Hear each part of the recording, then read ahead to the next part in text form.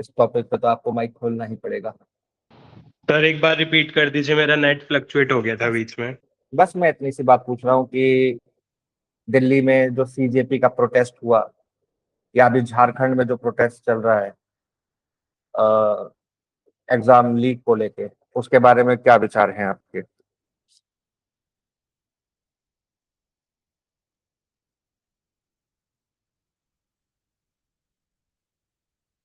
आ रही है आपको मेरी आवाज?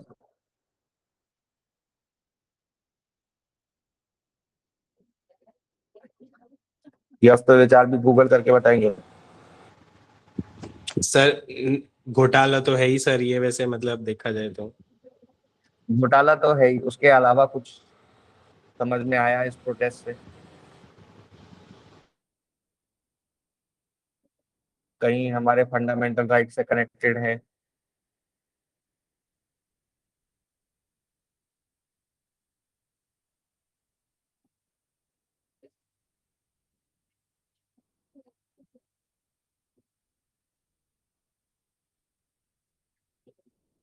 कुछ तो बताओगे। जी नीतू जी, आप बता दो। Yes sir. सर एजुकेशन तो हमारा फंडामेंटल राइट है, और सर हम अपनी मतलब आर्टिकल 19 में हमें freedom of speech and expression दे रखा है, तो सर अगर कुछ गलत हो रहा है तो हम उस पर प्रोटेस्ट कर सकते हैं। ठीक है, आर्टिकल कौन कौन से हो गए ये? Article 21A, right to yes sir. Education. और और यस सर। और article 19(1)(a) freedom of 19(1)(a). Speech and expression. और कोई सा आर्टिकल, और कोई सा फंडामेंटल राइट जुड़ा है कैसे? सर बी भी तो होगा ना सर, शांति पूर्वक, उसके लिए है तो वो तो आर्टिकल 19 का। 19(1)(a) में आ गया ना, वो तो उन्होंने बता अच्छा दिया नीतू जी ने। Right to speech and expression के अंडर ही आ गया, मतलब right to speech and expression के अंडर ही क्या आ गया हमारा?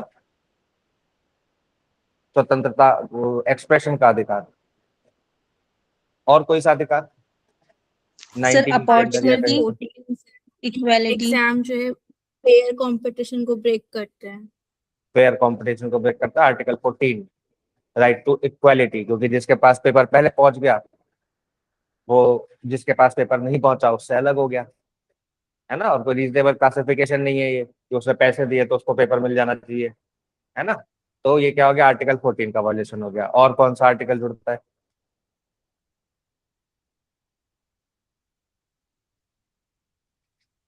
पूरा रिवीजन हो जाएगा अभी तक जितना पढ़ा है, जल्दी बताओ। और कोई आर्टिकल समझ में आ रहा है क्या? आर्टिकल 19(1)(b) और 1(c) भी जुड़ता है कैसे? Right to assemble peacefully, right to form yes association, sir. है ना, राइट टू फॉर्म एसोसिएशन, जैसे सीजेपी एसोसिएशन हो गया। और असेंबल पीसफुली विदाउट आर्म्स, है ना। तो ये कौन सा हो गया? 1(c). तो 1(b) और 1(c) भी इससे कनेक्टेड है। आर्टिकल 21 भी किसी तरह कनेक्ट हो रहा है क्या? Yes sir. कैसे? सर जो आर्टिकल 21(a) है वो कहीं ना कहीं से जो उसका 21A रूट तो है। हो गया, 21A सर तो हो मैं, गया। हाँ जी सर, हाँ जो चलो, आप दूसरा 21 एस्पेक्ट बताना चाह रहे हो, बताओ। जो 21(a) आया है वो कहीं ना कहीं जो रूट्स हैं वो 21 से ही आ रही हैं। बिल्कुल सही बात है। और किसी तरीके से राइट टू एजुकेशन को छोड़ के कोई और आर्टिकल 21 का violation? Sir equality of opportunity. Article 14, 16, equality of opportunity in public services. और अगर एग्जामिनेशन की बात करोगे तो 15, और सर्विसेज की बात करोगे तो 16, और जनरल बात करोगे तो 14। तो 14, 15, 16 आर्टिकल 21 में कहाँ और वायलेशन हो रहा है?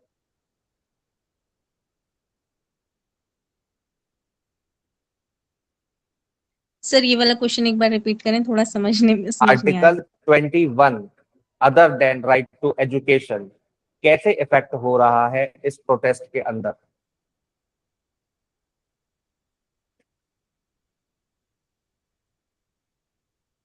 सर हमको एक डिग्निफाइड लाइफ नहीं मिल पा रही है। बहुत सही, डिग्निफाइड लाइफ नहीं मिल पा रही, कैसे? सब पेपर लीक हो रहा है और वो हमारा राइट भी है, और पब्लिक एम्प्लॉयमेंट में भी हमको इक्वल अपॉर्चुनिटीज नहीं मिल पाएंगी फिर, वो तो अगर 14 पेपर लीक हो के कोई। या 21 कैसे डिग्निटी कैसे अफेक्ट हो रही है मेरी? सर जब हमें एजुकेशन ही नहीं मिल रही है, जब मतलब एक मनुष्य के लिए सबसे सर एजुकेशन एक वाली बात हो मनुष्य गई। हाँ, आर्टिकल 21A को छोड़ के 21 कैसे वॉयलेट हो रहा है, वही पूछ रहा हूँ। सवाल ये है कि एजुकेशन को छोड़ के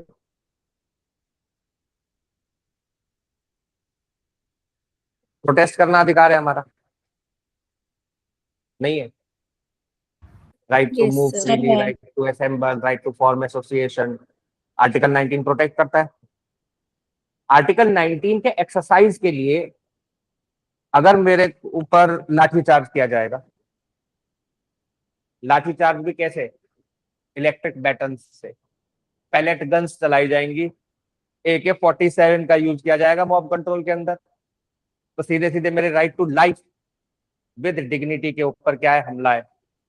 तो इसको इससे कनेक्ट ऐसे कर सकते हो आप, ठीक है? तो आपका पूरा का पूरा पीछे का रिवीजन हो गया ऑलमोस्ट, सारी चीजें, है ना?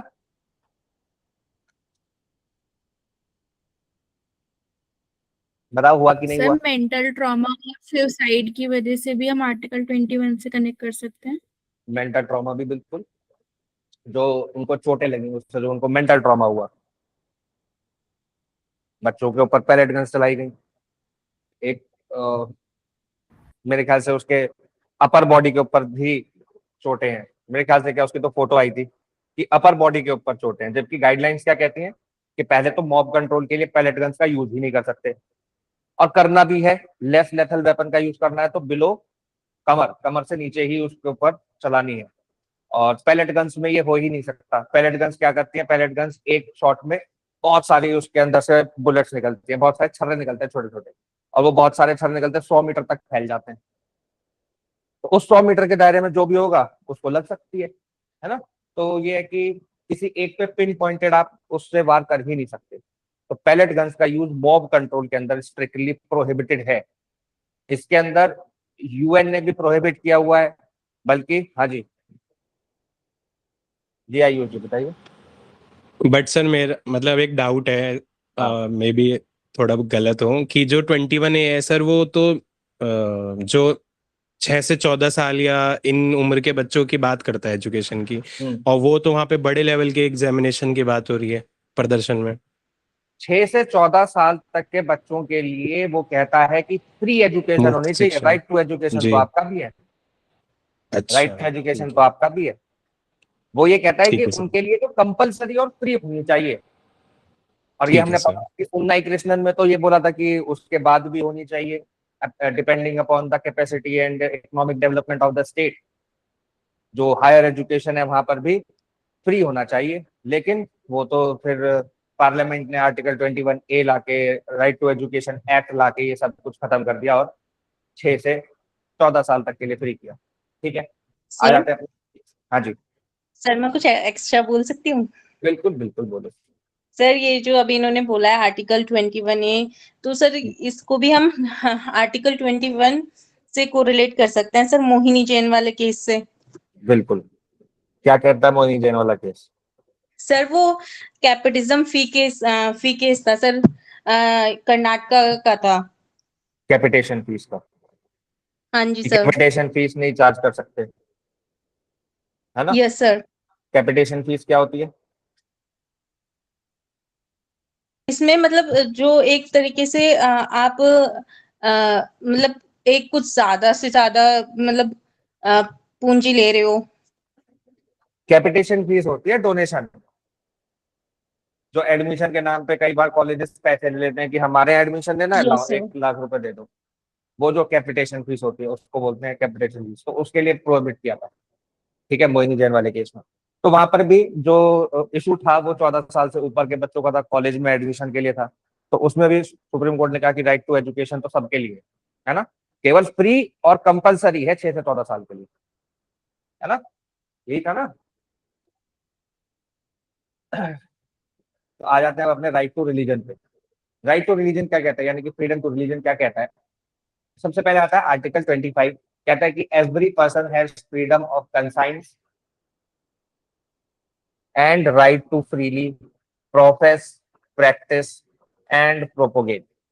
प्रोफेस भी कर सकता है, प्रैक्टिस भी कर सकता है और प्रोपोगेट भी कर सकता है। प्रोफेस मतलब मैं किसी रिलीजन को मान भी सकता हूँ, प्रैक्टिस मतलब प्रैक्टिस भी कर सकता हूँ, पूजा पाठ कर सकता हूँ, नमाज पढ़ सकता हूँ, गिरजाघर जा सकता हूँ, गुरुद्वारे जा सकता हूँ, वहां पे जाके जिस पद्धति से पूजा करना चाहूँ उस पद्धति से पूजा कर सकता हूँ। इसके अलावा प्रोपोगेट भी कर सकता हूँ, यानी कि अपना रिलीजन फैला भी सकता हूँ, दूसरों को कह भी सकता हूँ कि मेरा रिलीजन अच्छा है, मेरे रिलीजन में ये अच्छाइयाँ हैं और मेरा रिलीजन ज्वाइन कर लो, तो प्रोपोगेट भी कर सकता हूँ। ये मेरा फंडामेंटल राइट है। लेकिन ये फंडामेंटल राइट भी एब्सोल्यूट नहीं है।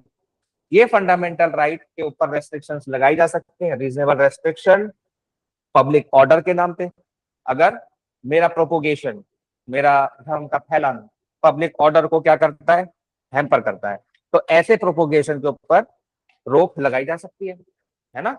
अगर मैं ऐसे प्रोपोगेट कर रहा हूं जिससे दंगे भड़क सकते हैं, मैं अपने धर्म का प्रचार इस तरीके से कर रहा हूं कि दंगे भड़क सकते हैं सब, तो उसमें क्या होगा, ऐसे प्रोपोगेशन के ऊपर रोक लगाई जा सकती है। मोरालिटी, इमोरल काम करने के लिए कह रहा हूं,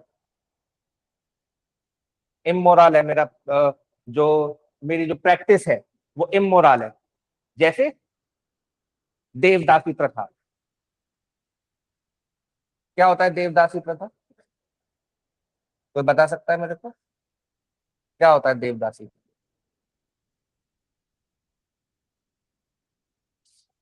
जी गुनिका जी बताएंगे। सर ज्यादा तो नहीं पता, बट लड़कियों को, मैरिड गर्ल्स को शायद पूजा करते हैं उनकी। आपको तो बहुत ही गलत पता है। हाँ, और कोई बताएगा? Anybody sir else? हाँ जी sir. Sir south south India के टेम्पल्स में कुछ लेडीज डांसर्स होती थी, उनको देवदासीज कहते थे, और वो शायद प्रोस्टिट्यूशन के लिए भी यूज की जाती थी कुछ लोगों के द्वारा। हाँ, जो वहां के पंडित हुआ करते थे, जो वहां के पंडित होते थे, वो उनको कैप की तरह यूज करते थे देवदासी को, तो वो प्रथा खत्म की गई है ना। तो वो क्या सी थी, इमोरल प्रथा थी। तो इमोरल चीजें जो होंगी वो क्या हो जाएंगी, उनके ऊपर रोक लगाई जा सकती है। Against the health, if your practice is against the health, public health. जैसे जलीकट्टू, नाम सुना है? क्या होता है जलीकट्टू, कोई बता सकता है मेरे को जलीकट्टू क्या होता है?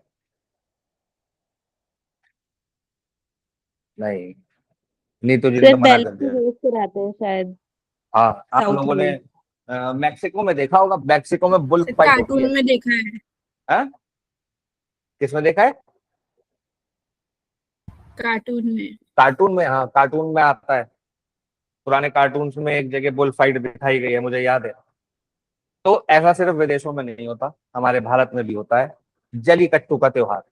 इसके ऊपर सुप्रीम कोर्ट ने रोक लगाई थी, फिर स्टेट गवर्नमेंट ने ऑर्डिनेंस वगैरह ला के वो सब चीजें हटा दी, फिर से ये बुल फाइट शुरू हो गई है। तो ये अगेंस्ट पब्लिक हेल्थ माना गया था इसको। देखो इसके ये किस लिए करते हैं, हालांकि इनका जो रैशनल था, जो लोग जलीकट्टू का त्योहार मनाते हैं, उनका ये रैशनल था कि भाई इससे जो बुल है, बुल की जो वो है नस्ल जो है वो इम्प्रूव होती है, बुल की जो ब्रीड है वो इम्प्रूव होती है। ठीक है, तो इस आशय के साथ ये किया जाता है, जलीकट्टू का त्योहार मनाया जाता है। और इसके ऊपर भी सुप्रीम कोर्ट ने, क्योंकि पब्लिक हेल्थ के अगेंस्ट है, बहुत सारे लोग मर जाते हैं, कईयों को चोट लगती है, हड्डियां टूट जाती है लोगों की, तो इसलिए इस पे बैन लगाया गया था। खैर, इसके अलावा आप लोगों को पता होगा दही हांडी होती है ना। कृष्ण जन्माष्टमी के ऊपर दही हांडी होती है ना। कृष्ण जी ऊपर चढ़ जाते हैं एक पिरामिड बना के, ह्यूमन पिरामिड बना के सबसे ऊपर चढ़ जाते हैं गोपी जी, और गोपी जी क्या करते हैं, फिर हांडी फोड़ते हैं, उसके अंदर से दही निकलती है साथ। तो उसके हाइट के ऊपर भी रोक लगाई कि कितनी हाइट तक होनी चाहिए, क्योंकि बहुत ज्यादा हाइट होगी तो चोट लगने का पब्लिक हेल्थ के लिए खतरा है। ठीक है, इसके अलावा अदर फंडामेंटल राइट्स, बाकी के जो फंडामेंटल राइट्स है ओवर राइडिंग इफेक्ट रखेंगे राइट टू रिलीजन के ऊपर। आप अपना रिलीजन ऐसे प्रोफेस नहीं कर सकते, ऐसे प्रैक्टिस नहीं कर सकते कि सामने वाले का कोई और right, right to life hamper हो जाए, राइट टू डिग्निटी हैम्पर हो जाए, राइट टू मूवमेंट हैम्पर हो जाए। मेरे घर के सामने आप वो लगा लो, तंबू है, और उसमें आप कराओ भागवत, मेरा दरवाजा बंद कर दो, तो क्या वो राइट टू रिलीजन होगा? क्या वो राइट टू रिलीजन के अंतर्गत प्रोटेक्टेड होगा? नहीं होगा, क्योंकि आपने क्या किया, आपने न्यूसेंस क्रिएट किया, आपने मेरे लिए ऑब्स्ट्रक्शन क्रिएट किया, है ना। द स्टेट में regulate economic, financial, political and secular activities associated with religion. अब रिलीजन में सिर्फ पूजा नहीं हो रही है, रिलीजन में इकोनॉमिक फाइनेंशियल एक्टिविटीज भी हो रही हैं। इकोनॉमिक फाइनेंशियल एक्टिविटीज कैसे? आपने बुक्स पब्लिश कर दी, बुक्स तो बेच रहे हो ना, गीता है, ये रामायण है, कुरान है, गुरु ग्रंथ साहिब है, आप छाप के बेचो, तो क्या वो रिलीजन के अंदर आएगा? नहीं आएगा, उसको कंट्रोल कर सकता है स्टेट। या आप कंस्ट्रक्शन कर रहे हो, आप कह रहे हो हम बना रहे हैं साहब केदारनाथ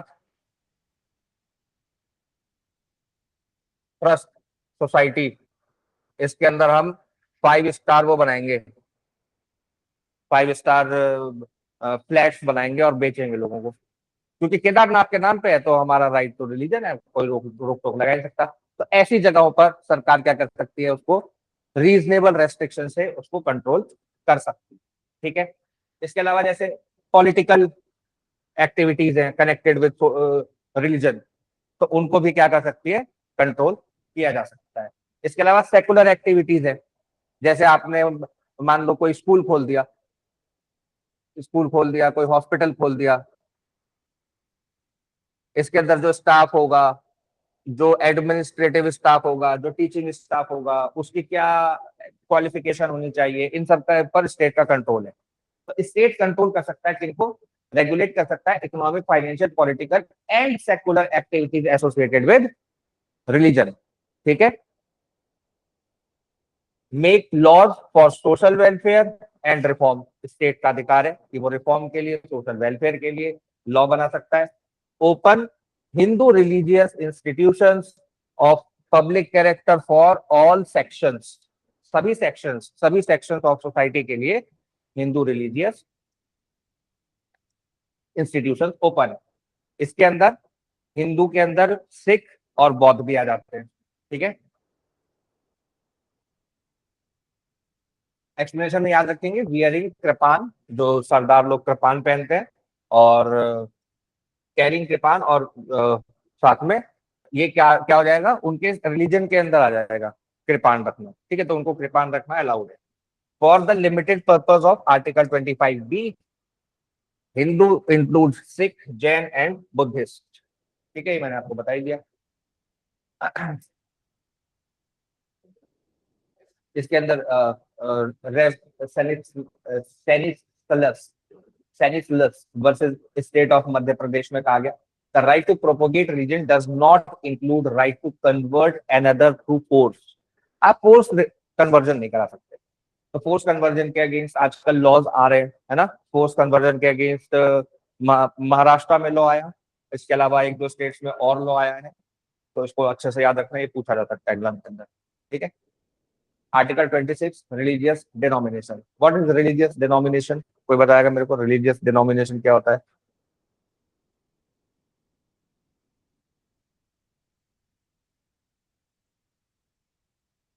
जी ईशानी जी, रिलीजियस डिनोमिनेशन क्या होता है?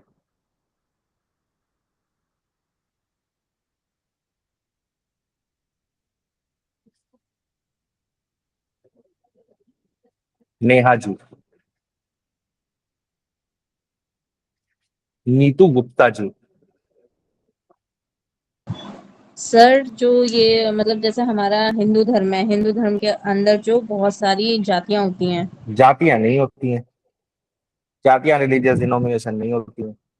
देन सर सेक्ट होते हैं रिलीजियस डिनोमिनेशन, जैसे आपने सुना होगा शैव धर्म, शैव यानी कि शिव जी की पूजा करने वाले, वैष्णव, ये होते हैं रिलीजियस डिनोमिनेशन, जो एक रिलीजन के अंदर छोटे छोटे रिलीजियस डिनोमिनेशन अलग अलग बनते हैं। आर्य समाज, है ना। इसके अलावा जैसे मुस्लिम्स के अंदर है शिया, सुन्नी, क्रिश्चियंस के अंदर है बैप्टिस्ट, कैथोलिक, है ना, प्रोटेस्टेंट्स, ये सब हो गए। ये सब क्या है, रिलीजियस डिनोमिनेशन है। तो हर एक रिलीजियस डिनोमिनेशन का अधिकार है, क्या अधिकार है, to establish and maintain religious and charitable institution. Religious और चैरिटेबल इंस्टीट्यूशन को बनाना, उसको मेंटेन करना, इसके अलावा मैनेज करना उसके सारे अफेयर्स को, रिलीजियस अफेयर्स को, ओन करना, प्रॉपर्टी को एक्वायर करना, ये किसका अधिकार है? रिलीजियस डिनोमिनेशन का अधिकार है। प्राइवेट पर्सन का अधिकार क्या है? प्राइवेट पर्सन का अधिकार है वो प्रोफेस कर सकता है, प्रैक्टिस कर सकता है, प्रोपोगेट कर सकता है। रिलीजियस डिनोमिनेशन का अधिकार क्या है? वो एक चैरिटेबल इंस्टीट्यूशन चला सकता है, वो मेंटेन कर सकता है रिलीजियस और चैरिटेबल इंस्टीट्यूशन, मैनेज कर सकता है उसके अफेयर्स को, ओन कर सकता है प्रॉपर्टी को, एक्वायर कर सकता है प्रॉपर्टी को, इसके अलावा एडमिनिस्टर कर सकता है property according to law. Law जो भी कहेगा उसके अकॉर्डिंग ही करेगा, लेकिन ठीक है। आर्टिकल 27 कहता है प्रमोशन के लिए, for promotion of particular religion there will be no tax. No person can be compelled to pay a tax specifically used to promote or maintain a particular religion. Regulatory fees लगाई जा सकती है लेकिन tax नहीं लिया जा सकता, ठीक है। इसके अलावा रिलीजियस इंस्ट्रक्शंस जो है वो बैंड है, रिलीजियस इंस्ट्रक्शंस नहीं दिए जा सकते। कहां पर? होली जो भी इंस्टीट्यूशन हैं जो कि Holi maintained by state fund है, वहां पर रिलीजियस इंस्ट्रक्शंस प्रोहिबिटेड है। Administered by state but established under trust endowment requiring religious instructions, वहां पर रिलीजियस इंस्ट्रक्शंस दिए जा सकते हैं। कहां पर? एडमिनिस्टर्ड बाय स्टेट है but established under trust endowment requiring religious instructions. जो ट्रस्ट ही बनी है मान लो भगवान शिव के नाम पे या भगवान राम के नाम पे या प्रॉफिट मोहम्मद के नाम पे, वहां पर रिलीजियस इंस्ट्रक्शंस कैसे ना दिए जाए? तो वहां पर दिए जा सकते हैं, भले ही वो क्या हो, एडमिनिस्टर्ड बाय स्टेट हो। रिकॉग्नाइज्ड और aided by state, instruction may exist but attendance can not be compelled without consent, ठीक है। जैसे सरस्वती शिशु मंदिर है, वहां पर हवन होता है ना, तो वो कैसा कैसा इंस्टीट्यूशन हो गया? वो रिकॉग्नाइज्ड बाय स्टेट है, तो रिकॉग्नाइज्ड बाय स्टेट है, वहां पर हो सकता है, लेकिन क्या नहीं हो सकता? अटेंडेंस कंपलसरी नहीं की जा सकती उस हवन के अंदर, ठीक है। ये बात समझ में आई? तो फिर एनसीईआरटी के अंदर बहुत सारे रिलीजियस चीजों को कैसे पढ़ा दिया जाता है, जैसे राम जी के बारे में पढ़ा दिया जाता है एनसीईआरटी की किताबों के अंदर, कैसे पढ़ा दिया जाता है? पढ़ा सकते हैं क्या? भगवान महावीर के बारे में पढ़ाया जाता है, बुद्धिज्म के बारे में पढ़ाया जाता है, एनसीईआरटी के अंदर है, कोर्स में है, सिलेबस में है, ये सारी चीजें, तो कैसे आ गए ये सब? बताओ, जल्दी बताओ, माइक खोलो। वो रिलीजन का पार्ट ना होके हिस्ट्री का या कल्चर के पार्ट के अकॉर्डिंग पढ़ा रहे हैं। हाँ, वो रिलीजन का पार्ट नहीं है, और ये कहा गया है कि रिलीजियस स्टोरीज से भी, अच्छा राम जी थोड़ी है हिस्ट्री का पार्ट, मान लिया महात्मा बुद्ध हिस्ट्री का पार्ट हो सकते हैं और महावीर हिस्ट्री का पार्ट हो सकते हैं, लेकिन राम जी तो हिस्ट्री का पार्ट नहीं हो सकते, लेकिन उनके बारे में भी पढ़ाया जा सकता है, जो उनसे हम लोग पॉजिटिव मोरल स्टोरीज ले सकते हैं, तो उनके बारे में उनकी मॉरल स्टोरीज पढ़ाई जा सकती हैं। रिलीजियस इंस्ट्रक्शन नहीं दिए जा सकते, ये नहीं कहा जा सकता कि राम जी की पूजा करो या राम जी की पूजा ऐसे की जाती है या ऐसे हनुमान जी की पूजा की जाती है, ये हनुमान चालीसा है, ये हनुमान चालीसा रोज पढ़ी जाएगी स्कूल में, ये नहीं पढ़ाया जा सकता। क्या पढ़ाया जा सकता है? उसके अंदर जो एथिक्स हैं, उसके अंदर जो वैल्यूज हैं, वो वैल्यूज पढ़ाई जा सकती हैं, वो वैल्यूज सिखाई जा सकती है बच्चों को, ठीक है। तो ये है अंतर, ठीक है। इसके बाद हम आ जाते हैं कल्चरल एंड एजुकेशनल राइट्स पे, जो क्या प्रोटेक्ट करता है? Protection of language, script and culture. कोई भी सिटीजन अपने लैंग्वेज, अपने स्क्रिप्ट, अपने कल्चर को क्या कर सकता है? प्रोटेक्ट कर सकता है, ये उसका फंडामेंटल राइट है, और ये माइनॉरिटीज के लिए नहीं है, ये सब के लिए कोई भी कर सकता है, ठीक है। आर्टिकल 29 क्लॉज 2 क्या कहता है? No citizen can be denied admission into education institution maintained by state or receiving state aid only on ground of religion, race, caste और language। प्लेस ऑफ बर्थ नहीं है यहाँ पर, याद रखना, और सेक्स भी नहीं है यहाँ पर, ठीक है। तो सेक्स के आधार पे और प्लेस ऑफ बर्थ के आधार पे एडमिशन डिनाई किया जा सकता है, ठीक है। कहाँ पर? जहां पर admission into educational institutions maintained by state और रिसीविंग स्टेट एड उनके अंदर, ठीक है। रिलीजन, रेस, कास्ट और लैंग्वेज के आधार पे एडमिशन डिनाई नहीं किया जा सकता। माइनॉरिटी एजुकेशनल इंस्टीट्यूशंस, तो रिलीजियस एंड लिंग्विस्टिक माइनॉरिटीज जो है उनके लिए, रिलीजियस माइनॉरिटीज जो रिलीजन के आधार पे नंबर्स में कम है, और लिंग्विस्टिक माइनॉरिटीज जो भाषाई आधार पर नंबर में कम है, तो उनका अधिकार है right to establish and administer educational institution of their choice, अपने चॉइस का। मेन प्रिंसिपल्स क्या है इसके? माइनॉरिटी स्टेटस कैसे मिलेगा? पॉपुलेशन के आधार पे जो स्टेट की पॉपुलेशन होगी, ओवरऑल कंट्री की पॉपुलेशन नहीं देखी जाएगी, उस पर्टिकुलर स्टेट की पॉपुलेशन देखी जाएगी।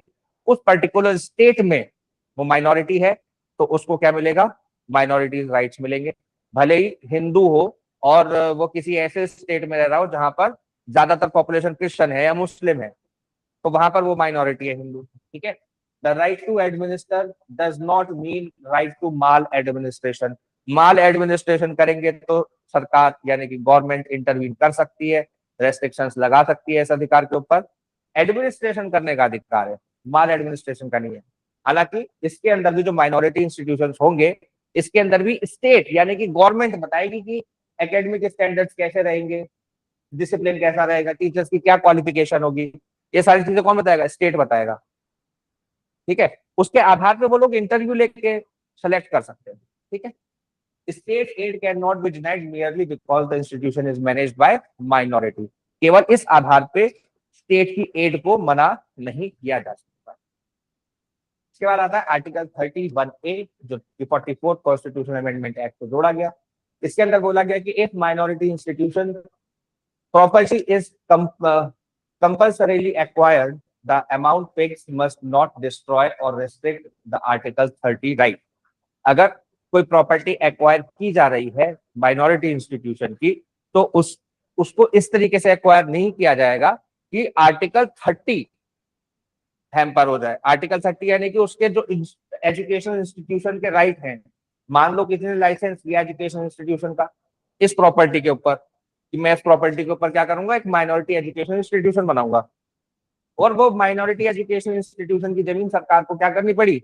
एक्वायर करनी पड़ी। वहां को डेवलपमेंट प्रोजेक्ट लगाना था सरकार को, वहां पे मान लो सरकार को यूरेनियम मिल गया जमीन में से, तो एक्वायर करने की सरकार तो ऐसे एक्वायर करेगी कि वो लाइसेंस कैंसिल नहीं होगा, लाइसेंस उस एक्विजिशन की वजह से कैंसिल नहीं होगा, फिर वो लाइसेंस जारी रहेगा। यानी कि आर्टिकल 30 के राइट्स उसके क्या रहेंगे? जिंदा रहेंगे even after acquisition of property, ठीक है। तो इसके अंदर केसेस हैं TMFI foundation versus state of Karnataka. इसके अंदर बोला गया minority status is determined state wise. अभी हमने देखा पहले कि स्टेट के पॉपुलेशन के हिसाब से माइनॉरिटी स्टेटस को तय किया जाता है। रीजनेबल रेगुलेशंस आर परमिसिबल, ठीक है। PAE नामदार वर्सेस स्टेट ऑफ महाराष्ट्र में क्या बोला गया? The state could not impose it's reservation policy upon unaided professional minority institution. किसके ऊपर? अनएडेड प्रोफेशनल माइनॉरिटी इंस्टीट्यूशंस जो है उनके ऊपर रिजर्वेशन लागू नहीं होगा, ठीक है। फिर आ जाते हैं कुछ सेविंग क्लॉजेस जो क्या कहते हैं? आर्टिकल 31A से 31C तक चलेंगे। 31 क्या कहता है? 31 तो राइट टू प्रॉपर्टी था, इसको 44th कॉन्स्टिट्यूशनल अमेंडमेंट से हटा के आर्टिकल 300A में डाल दिया गया। अब ये लीगल राइट है ना, लीगल राइट है राइट टू प्रॉपर्टी। पहले right to property fundamental right हुआ करता था, ठीक है।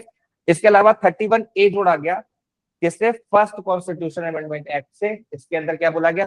अब भाई सरकार परेशान कि हम कोई भी लॉ बनाएंगे तो हमने एक मतलब कॉन्स्टिट्यूएंट असेंबली ने एक बड़ा खतरनाक हथियार दिया हुआ है जुडिशियल रिव्यू का, है ना। और आर्टिकल 13 के अंदर बोला हुआ है कि कोई भी अगर पार्ट थर्ड के इनकंसिस्टेंट होगा कोई भी लॉ, तो उसको क्या कर देंगे? वॉइड घोषित कर देंगे, है ना।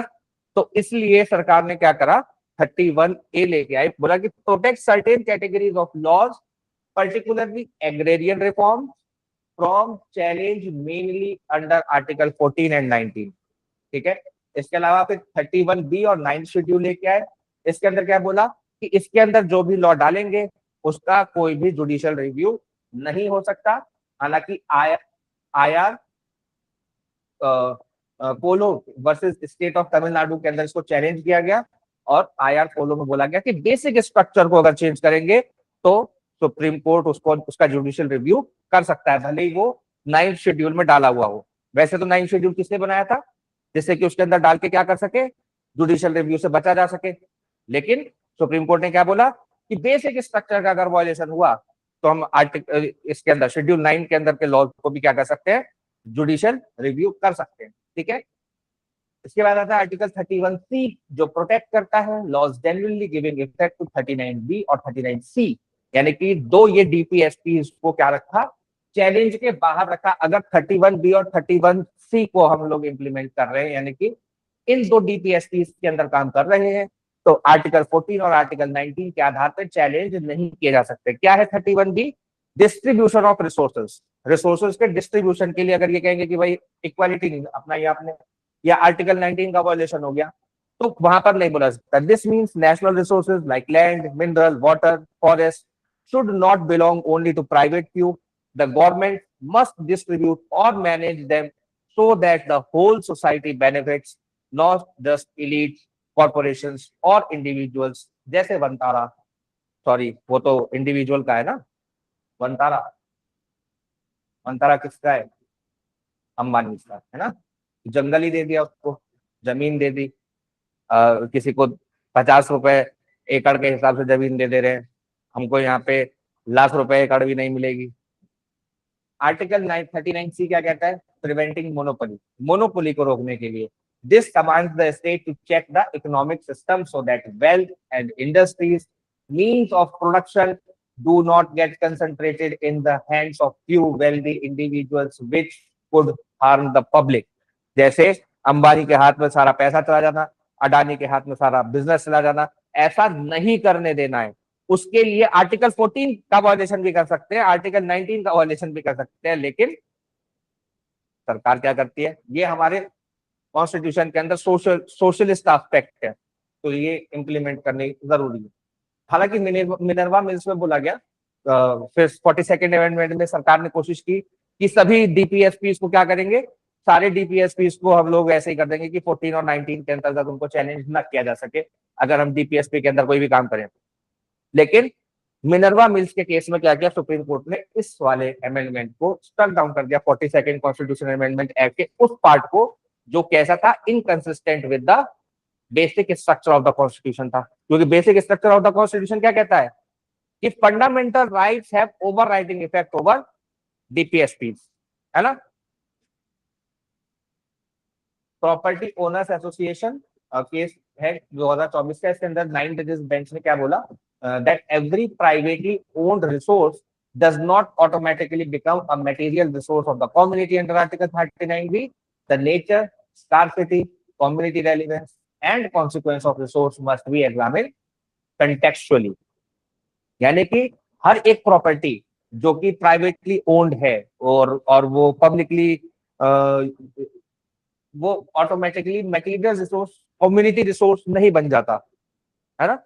हर एक प्राइवेटली ओन्ड प्रॉपर्टी, मेरा खुद का कुआं है, वो मेरा कुआं होने की वजह से सबका प्रॉपर्टी नहीं बन जाएगा, कम्युनिटी की प्रॉपर्टी नहीं बन जाएगा, 39B के अंदर नहीं आ जाएगा ऑटोमेटिकली। ठीक है, तो उसका नेचर कैसा है और उस चीज की स्कार्सिटी कैसी है। अगर मेरे पास ऐसी जगह पर कुआं है जहां पर और लोगों के पास पानी नहीं है, तो वहां पर हो सकता है कि स्टेट क्या करे, स्टेट उसका प्रॉपर डिस्ट्रीब्यूशन करने को लॉ बना दे। ठीक है, इसके बाद आता है आर्टिकल 32। आर्टिकल 32 हमको बताता है कि अगर फंडामेंटल राइट का वायलेशन हो तो क्या करें।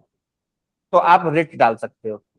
रिट यानी कि ये 5 रिट दी हुई है कॉन्स्टिट्यूशन के अंदर, इन 5 रिट से हम क्या कर सकते हैं, अपने फंडामेंटल राइट का इंप्लीमेंटेशन करा सकते हैं। अगर मेरे फंडामेंटल राइट का वायलेशन हो जाए तो मैं उसको इंप्लीमेंट करा सकता हूँ। सबसे पहले कौन सी आती है, हेबियस कॉर्पस रिट।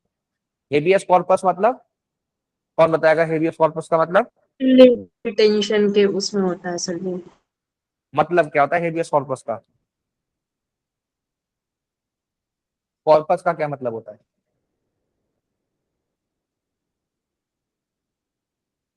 ये कौन खड़ा है, ये मेरा कॉर्पस खड़ा है। कॉर्पस यानी शरीर, बॉडी, कॉर्पस मतलब बॉडी, और हेबियस कॉर्पस मतलब to present the body among the court. उस बॉडी को कोर्ट के सामने पेश किया जाए जिसको आपने इलीगल डिटेंशन में रखा है। इलीगल डिटेंशन के अगेंस्ट, इलीगल कन्फाइनमेंट के अगेंस्ट ये हेबियस कॉर्पस रिट डाली जा सकती है। अगर मेरा राइट टू मूवमेंट रेस्ट्रिक्ट कर दिया जाए तो क्या कर सकता हूं मैं, हेबियस कॉर्पस रिट डाल सकता हूं, है ना। इसके अलावा मैंडेमस, मैंडेमस का क्या मतलब है? To command. मैंडेमस का मतलब है मैंडेटरी, है ना। किसको कमांड कर रहा है यहाँ पे? सर किसको अपने कमांड नीचे कर रहा है? जो लोअर कोर्ट्स होते हैं सर, मतलब जो लोअर हायर कोर्ट को या लेवल के पब्लिक कोर्ट्स होते अथॉरिटी को? हैं। हाँ सर, पब्लिक अथॉरिटी को। पब्लिक अथॉरिटी जी को। मैंडेमस जी में याद रख, पब्लिक अथॉरिटी आती है, ठीक है।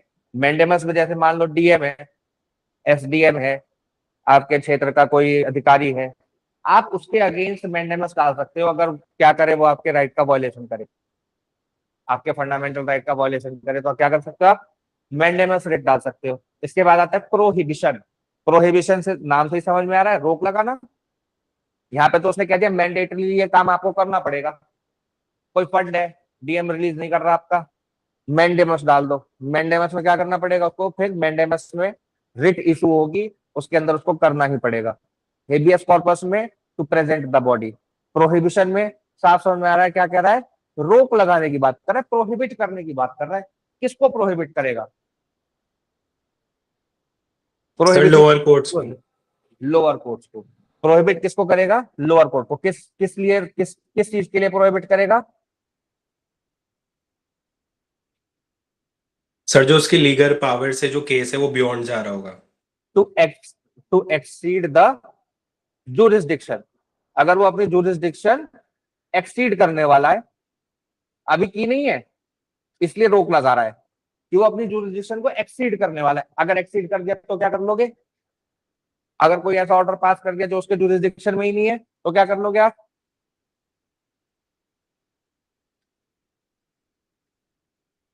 क्या करोगे बताओ जल्दी, या वकील लोगों, जितने भी वकील साहब बैठे हैं यहाँ पे, जल्दी जल्दी बताओ ये तुम्हें क्या सोचने वाली बात है। अगर आउट ऑफ जुरिस्डिक्शन जाके, यहाँ तो आपने कहा रोक लगा दी साहब, जुरिस्डिक्शन से बाहर जाके ऑर्डर करने वाला था कोर्ट, तो रोक लगा दी हमने। अब उसने कर दिया ऑर्डर, हमने ध्यान नहीं दिया, उसने कर दिया ऑर्डर, अब क्या करें? आप कोई रेमेडी नहीं है क्या? सर उसे कैंसिल करा देंगे ना सर। कैसे करा देंगे? सर ये जो चौथी रेट है सर्श्योरी की। सर्शियोरारी, ठीक है। सर्शियोरारी में क्या करा लेंगे? उसको क्वैश करा लेंगे, ठीक है। लीगल टर्म्स में बोलते हैं क्वैश करा देंगे उसको, ठीक है। सर्शियोरारी में क्या करेगा? अगर किसी लोअर कोर्ट ने या ट्रिब्यूनल ने आउट ऑफ जुरिस्डिक्शन जाके अपना ऑर्डर कर दिया है तो उस ऑर्डर को क्वैश कर देगा कौन? हायर कोर्ट, ठीक है। हाई कोर्ट भी जा सकते हैं, सुप्रीम कोर्ट भी जा सकते हैं। आर्टिकल 32 के अंदर सुप्रीम कोर्ट और आर्टिकल 226 के अंदर हाई कोर्ट। इसके अलावा एक और बस्ती है क्वो वारंटो। क्वो वारंटो का क्या मतलब है? By what authority. By what authority, किस अथॉरिटी से आप इस कुर्सी पे बैठे हैं साहब, अगर ये पूछना हो किसी से तो क्वो वारंटो। पब्लिक सर्विसेज के मामले में अगर कोई व्यक्ति किसी सीट पर बैठा है तो वो कैसे बैठा है, उसके लिए क्वो वारंटो। आपको लगता है कि आपकी होनी चाहिए, आप क्वो वारंटो रेट डाल दो, ठीक है। ये सारी की सारी रेट हो गई, हेबियस कॉर्पस, मैंडेमस, प्रोहिबिशन, क्वो वारंटो, और ये देख लो बस हल्का था। ये इंपॉर्टेंट है, जो क्वेश्चन पीसीएस में पूछा जाता है। हालांकि जो लीगल वाले हैं उनके लिए बच्चों का सवाल है कि ज्यादा बड़ा स्कोप किसका है, हाई कोर्ट का या सुप्रीम कोर्ट का। जो लीगल वाले हैं वो जवाब ना दें। नेहा जी, स्कोप किसका वाइडर है, सुप्रीम कोर्ट का या हाई कोर्ट का, रिट के मामले में? Neetu sir high Gupta ji. Court. Sir high court का। हाँ, हाई कोर्ट का स्कोप वाइडर है, क्योंकि हाई कोर्ट क्या है ना, कि हाई कोर्ट जो है वो फंडामेंटल राइट्स के लिए तो रिट इशू कर ही सकता है, साथ में लीगल राइट्स के लिए भी, लीगल राइट्स के लिए भी रिट इशू कर सकता है। तो लीगल राइट्स और वाइडर हो गए, फंडामेंटल राइट्स कुछ पर्टिकुलर राइट्स हैं जो अभी तक हमने पढ़े, और आर्टिकल 32 को भी फंडामेंटल राइट ही बनाया गया है, ठीक है। जबकि आर्टिकल आर्टिकल 226 कैसा है, हमारा कॉन्स्टिट्यूशनल राइट है, और 32 कैसा है, फंडामेंटल राइट है। इन दोनों के बीच में ही अंतर है, ठीक है। इसके अलावा टेरिटोरियल बेसिस सुप्रीम कोर्ट का जुरिसडिक्शन बड़ा है और उसका अपने हाई कोर्ट का जो है वो टेरिटोरियल जुरिसडिक्शन छोटा है, अपने स्टेट के अंदर उसका जुरिसडिक्शन है। सुप्रीम कोर्ट का ऑल ओवर इंडिया जुरिसडिक्शन है, यहाँ पर सुप्रीम कोर्ट का वाइडर है। लेकिन स्कोप की जहां पर बात करेंगे यही क्वेश्चन आता है कि स्कोप किसका वाइडर है, तो हाई कोर्ट का स्कोप वाइडर है। ठीक है, इसका मतलब ये नहीं है कि हाई कोर्ट का ऑर्डर ओवरराइडिंग होगा सुप्रीम कोर्ट के ऑर्डर पे, ओवरराइडिंग इफेक्ट तो सुप्रीम कोर्ट का ही ऑर्डर रखेगा। ठीक है, समझ में आई बात?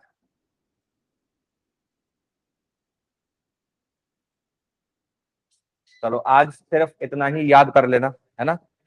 मैं मतलब जो लीगल वाले हैं उनको तो मैं आगे का पढ़ा भी दूं तो भी कोई फर्क नहीं पड़ता, उनको याद होंगी मोस्टली चीजें। लेकिन जो नॉन लीगल वाले हैं उनका भी हमें ध्यान रखना पड़ेगा, इसलिए आज यहीं तक रखते हैं। और इतना आप लोग याद करो 32 तक, और परसों इसके आगे बढ़ेंगे। परसों थोड़े से ये आर्टिकल बचे हैं 33, 34, है ना, 35 तक बचे हैं। उसके बाद फिर हम लोग परसों क्या करेंगे, क्वेश्चंस को डिस्कस करेंगे, जो प्रीवियस ईयर क्वेश्चंस आए हुए हैं उनको डिस्कस करेंगे और फिर नेक्स्ट टॉपिक पे बढ़ जाएंगे। ठीक है, किसी का कोई डाउट हो तो पूछ लो।